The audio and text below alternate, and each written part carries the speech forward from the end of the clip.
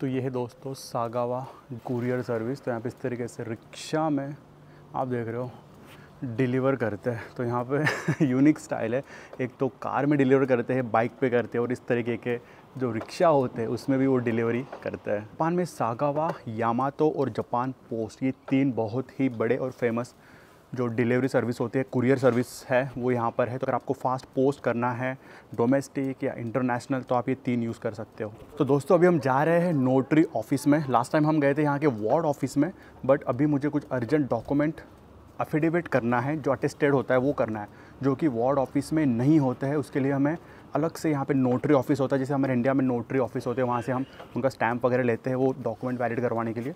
तो वहाँ हमें जाना है और उसके लिए हमें सबसे पहले करना है डॉक्यूमेंट प्रिंट, जिस पे हमें लेना है एफिडेविट। तो उसके लिए भी हम आए हैं 7-Eleven में। यहाँ पर है ज़ेरॉक्स मशीन, आपको पता होगा, यहाँ पर हम निकालने वाले हैं प्रिंट आउट।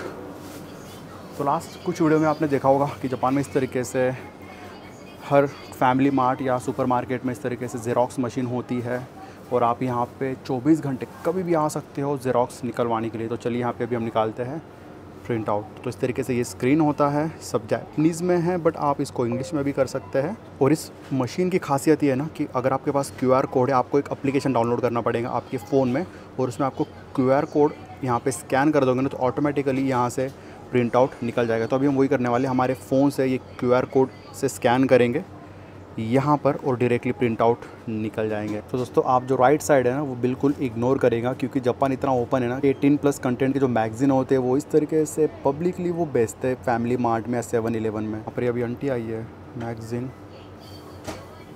लेने के लिए। तो चलिए हम फोकस करते हैं हमारे ज़ेरॉक्स पे।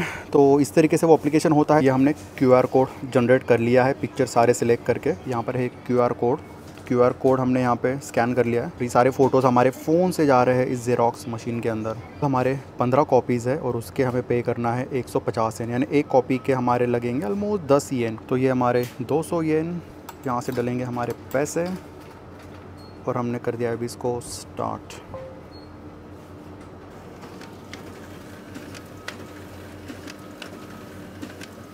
अब बात ऐसी ना, इसके अंदर 50 येन हमारे ऐसे ही रखे हुए हैं। तो ये जो बड़ा बटन है ये हम तब दबाएंगे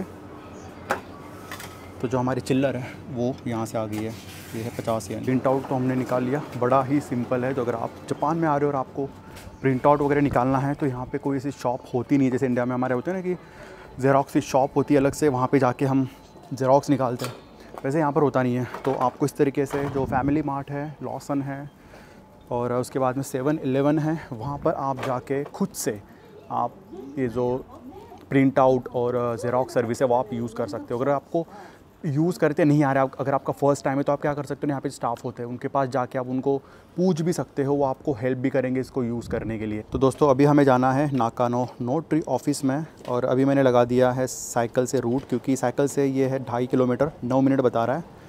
तो चलिए निकलते हैं। दोस्तों आप ये जो गेट देख रहे हो ना, ये है मेरे एरिया का एंट्री गेट। तो मैं नोगाता में रहता हूँ, तो यहाँ पे जो पूरा जो एरिया है नोगाता का, उन्होंने इस तरीके से एंट्री गेट लगा के रखा है। और उसके आगे यहाँ पे है ये बस स्टॉप, और यहाँ से बस निकल रही है।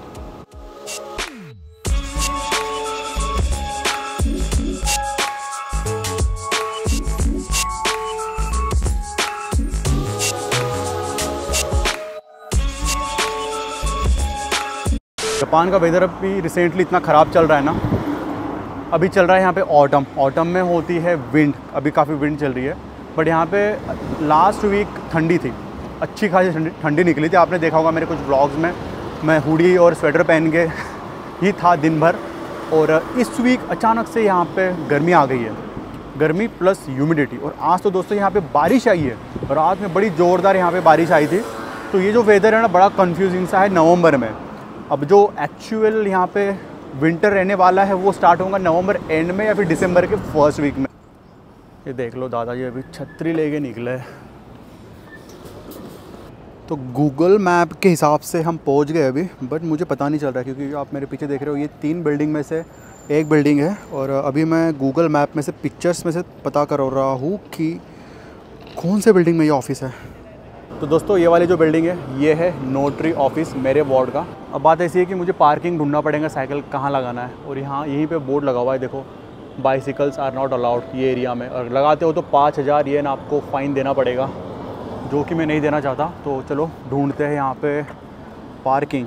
बिल्डिंग के सामने हमने साइकिल लगा दी है, क्योंकि इसके सामने भी 2 साइकिलें लगी हुई है। तो आई होप यहाँ से गवर्नमेंट वाले मेरी साइकिल उठा के ना ले जाए, क्योंकि आई थिंक 15-20 मिनट में, आधे घंटे में मेरा काम यहाँ पे हो जाएगा।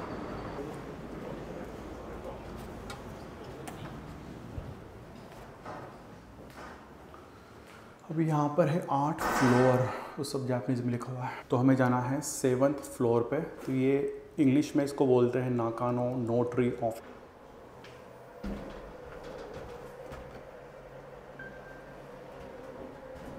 दोस्तों अभी हम आ गए इस बिल्डिंग के बाहर, और ऑफिस में गया था अंदर में, नोटरी का वगैरह पूछा तो होता है। और बात ऐसी हो गई ना कि सब प्रोसीजर हो गया था एक्चुअली, कितने कितने डॉक्यूमेंट्स पे वो नोटरी करवाना था एंड ऑल एवरीथिंग।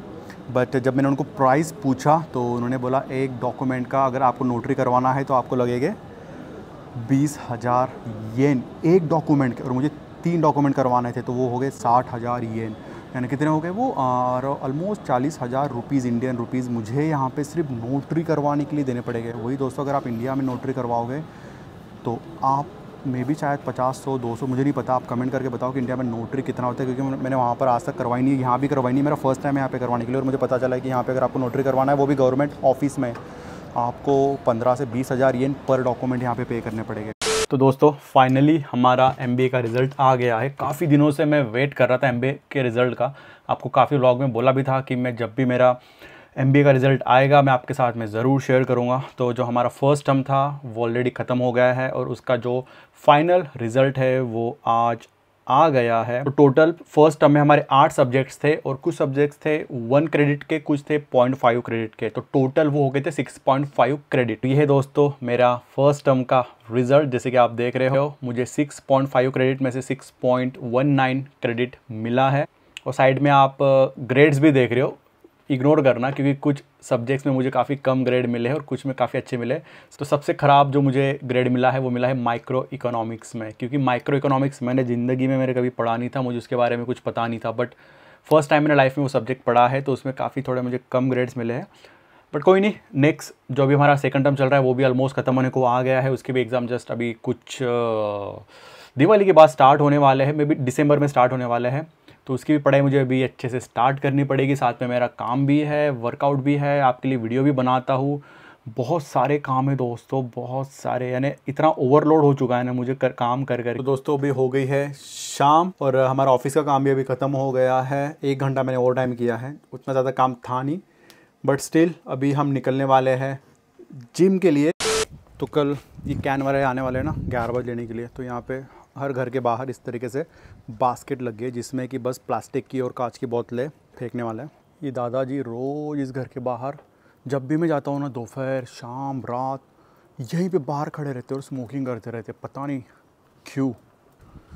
तो दोस्तों मैं आपको दोपहर में एक बात बताना भूल गया था। तो हम जिस ऑफ़िस में गए थे, नोटरी ऑफिस में, वो एक्चुअली गवर्नमेंट ऑफिस ही था।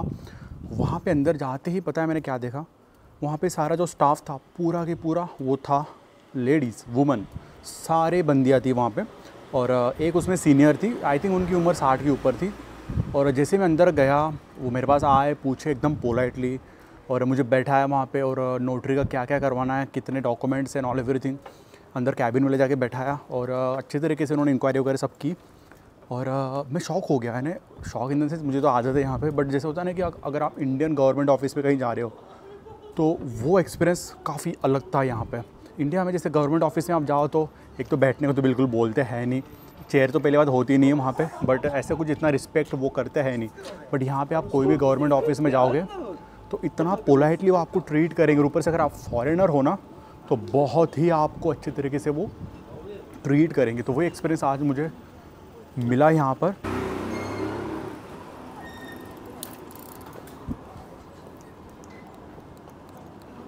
मेरा साइकिल का लाइट काम ही नहीं कर रहा है, इसका शायद सेल जा चुका है, लेना पड़ेगा, वरना रास्ते में तो पुलिस पकड़ ही लेंगे हमें। तो मेरे घर के पास ही ये 100 येन वाला शॉप है, यहाँ से हम बैटरी उठा लेते हैं 100 येन की।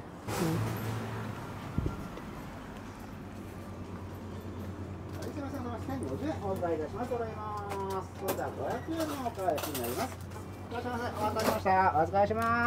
れはいいですね。これですね。2032ですね。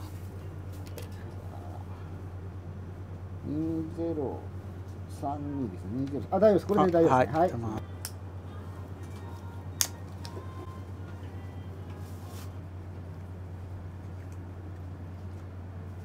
いません。ありがとうございます。अभी ले लिया है नया सेल और नई बैटरी। अब यहाँ पे दिक्कत यही है ना कि हर 2-2 हफ्ते में 3 हफ्ते में एक तो बैटरी चली जाती है या फिर बारिश आती है ना, तो इसमें पानी चला जाता है, तो पानी से ख़राब हो जाता है। तो मेरा हर 2-2 हफ्ते में 200 येन का मुझे चूना लगता है साइकिल की वजह से। तो हमने लगा दिया है अभी लाइट। गैटलिन के साइकिल को लाइट नहीं है, उसको बिल्कुल डर ही नहीं पुलिस का। लास्ट टाइम उसके साइकिल को लाइट नहीं था, बट मैं क्यों लगाता हूँ, क्योंकि जिस रोड से मैं जाता हूँ ना, हमेशा आपने देखा होगा मेरे पिछले 1-2 व्लॉग में मुझे पुलिस ने पकड़ लिया था। वो हाईवे पे ना पुलिस रहती है खड़ी वहाँ पे, क्योंकि वहाँ पे कोबान जो इंग्लिश में बोलते हैं पुलिस स्टेशन, वो रोड पर ही है जहाँ पे मैं जिम के लिए निकलता हूँ। तो हमेशा वहाँ पे खड़े रहते हैं वो, तो पकड़ ना ले फिर से। एक बार तो पकड़ लिया था मुझे, बट उन्होंने मुझे कुछ किया नहीं, छोड़ दिया। लाइक बोला कि अगले बार से ध्यान रखना, आप लाइट वगैरह ऑन रखना, क्योंकि साइकिलें मेरे नाम पे थी नहीं तब। तो अभी ऐसा ना हो जाए कि लाइट ना रहे और फिर से वो सेम पुलिस पकड़ ले और कुछ साइकिल वगैरह जब्त कर ले मेरी। तो ये दोस्तों कोबान यानी इंग्लिश में पुलिस स्टेशन यहाँ का। और अभी तो अंदर पुलिस नहीं है, बट यहाँ पर इनकी साइकिलें वगैरह रखी हुई है।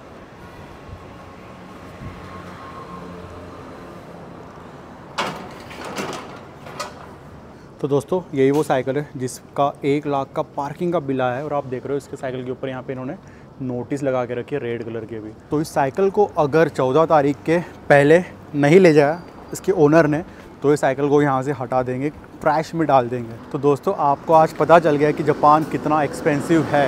यहाँ पे छोटी छोटी चीज़ें का भी आपको पैसे पे करने पड़ते हैं। इंडिया में होता है ना, हम जुगाड़ से पहचान से काफ़ी काम करवा लेते हैं, बट यहाँ पे पहचान से कुछ काम होता नहीं है। यहाँ पे आपको हर चीज़ के पैसे देने पड़ते हैं। जैसे कि आप नोटरी के भी आप देख रहे हो, यहाँ पे 20,000 येन एक डॉक्यूमेंट के आपको यहाँ पे पे करना पड़ेगा। तो आप सोचोगे कि यार अगर एक डॉक्यूमेंट के लिए साइन करने के लिए आपको 20,000 येन पे करना पड़ रहा है, तो यहाँ पे लोगों की सैलरी कितनी होगी। तो सैलरी यहाँ पे ज़्यादा होती है, बट आप देख रहे हो यहाँ पे एक्सपेंसिव भी कितना है।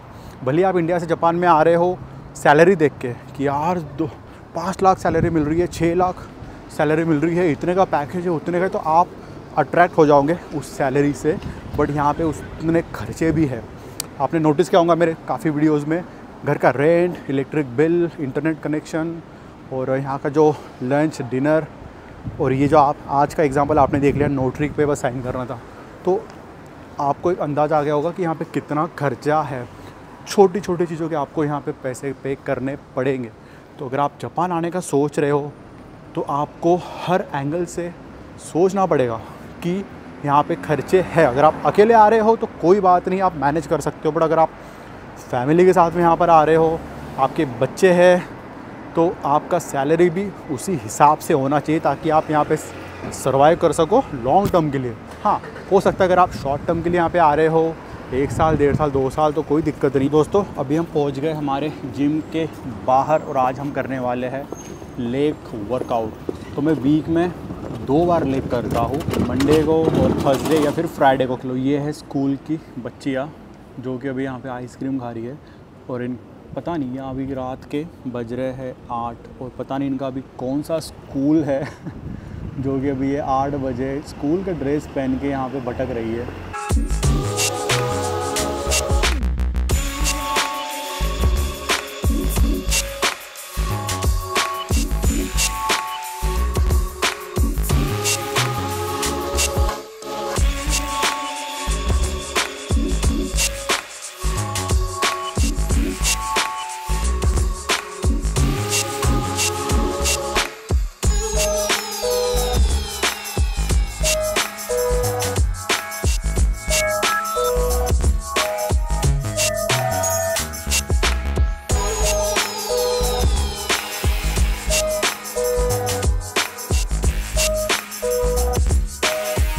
तो दोस्तों फाइनली आज का लेग वर्कआउट हमारा ख़त्म हो गया है, और मुझे बिल्कुल भी अभी चलते नहीं आ रहा है, पैरों की पूरी हालत ख़राब हो गई। क्योंकि वीक में मैं 2 बार लेग वर्कआउट करता हूँ ना, एक बार मैं करता हूँ फुल हैवी, और जो मेरा सेकंड वर्कआउट होता है उसमें मैं करता हूँ लाइट वेट। दोस्तों यूजुअली होता नहीं है, बट आज मैं मेरा प्रोटीन भूल गया हूँ। मैंने डब्बे के अंदर भर के रखा था, बट वो मैंने फ्रिज के ऊपर ही रख दिया और बैग में रखना मैं भूल गया। अभी मुझे जल्दी से घर जाना पड़ेगा और मेरा प्रोटीन मुझे लेना पड़ेगा। दोस्तों मुझे आपके काफ़ी सारे क्वेश्चंस आए थे कि जापान में अगर आपको जिम लगाना है तो सिस्टम क्या होता है, कैसे मेंबरशिप होता है और फ़ीस वगैरह कितनी होती है। तो अगर जापान में आपको जिम का मेंबरशिप लेना है तो वो मंथली होता है। जैसे इंडिया में होता है ना 6 महीने का, 1 साल का, 2 साल का, वो यहाँ पे मेंबरशिप नहीं होता। यहाँ पे 1 महीने का होता है। और जब आप मेंबरशिप लेते हो कोई भी जिम के अंदर तो आपको चाहिए होता है आपका ज़ायरो कार्ड, जो यहाँ का रेसिडेंस कार्ड वो, और दूसरा होता है कैश कार्ड। कैश कार्ड यानी जब भी आप बैंक में अकाउंट खोलोगे यहाँ पे, तो इंडिया में हमको usually debit card, credit card देते हैं, बट यहाँ पे आपको 2 कार्ड देंगे। एक आपको debit card plus cash card.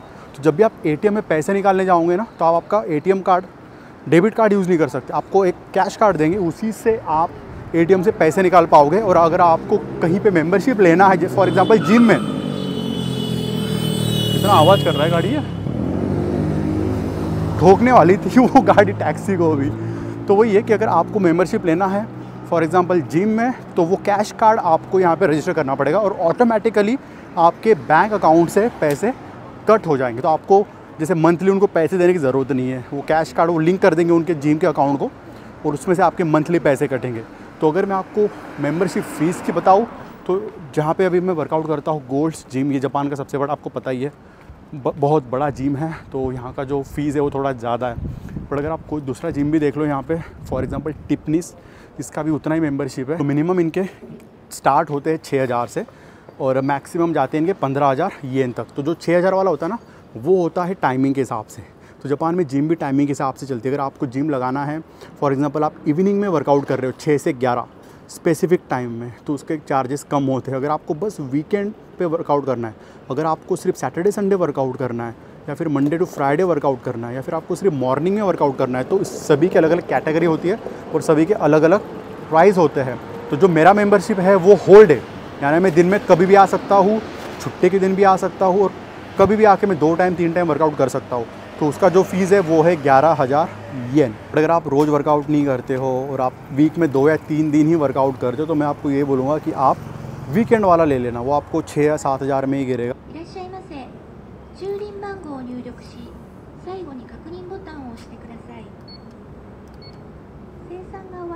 यहाँ पे ना हर मशीन बातें करती है। तो जापान में जितने भी मशीन्स होती है, एटीएम मशीन हो गई, इस टाइप की साइकिल अनलॉक मशीन हो गई, या फिर आप कन्वीनियंस स्टोर में पैसे देते हो वो वाली मशीन हो गई, सारे मशीन यहाँ पे बात करते हैं। तो पहुँच गए दोस्तों अभी घर पे, और यहाँ पे मैंने ये सेंसर वाला लाइट लगा के रखा है, क्योंकि अंदर आते अंधेरा हो जाता है ना, तो ये सेंसर वाला लाइट ऑटोमेटिकली ऑन हो जाता है। अभी हम पिएंगे सबसे पहले हमारा प्रोटीन।